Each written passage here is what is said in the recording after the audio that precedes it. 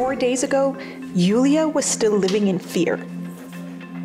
Now she can have breakfast in peace with her children at this women's shelter near Kiev. I'm bruised all over. I have bruises everywhere. I had one on my head. My blue eye is gone now. He hit me like that. Yulia tells me her partner was always violent to her, but that things got worse when Russians occupied the southern Kherson area where they lived. With factories closing, her partner lost his job and used the little they had to buy alcohol. When she complained she did not have enough to feed her 5 children, he would batter her. My eldest son is 15 years old. He said, "Mom, what are you waiting for? Are you waiting for him to kill you or us?" I get a lot of support from my son. One time he was beating me in front of my son. My daughter opened the window and shouted to the neighbor, "He's killing Mom." I probably should have considered whether it was worth living with him earlier. I just didn't know what I would do with my children.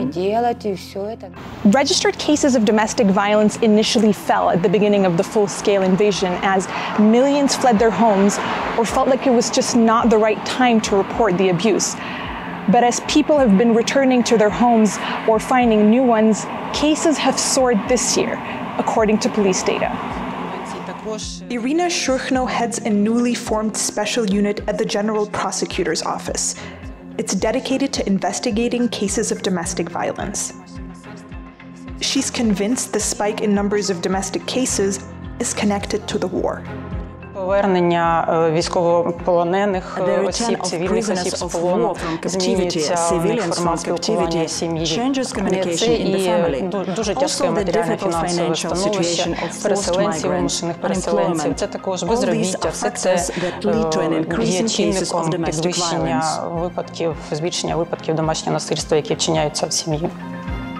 At the shelter, Yulia is clear that the war made her partner more violent than before.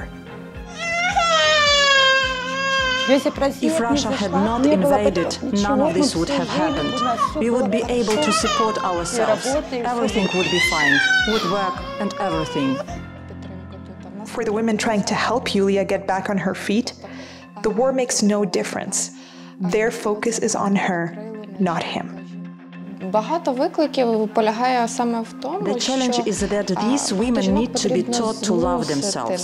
They need to learn to love themselves as they are, to accept themselves as they are.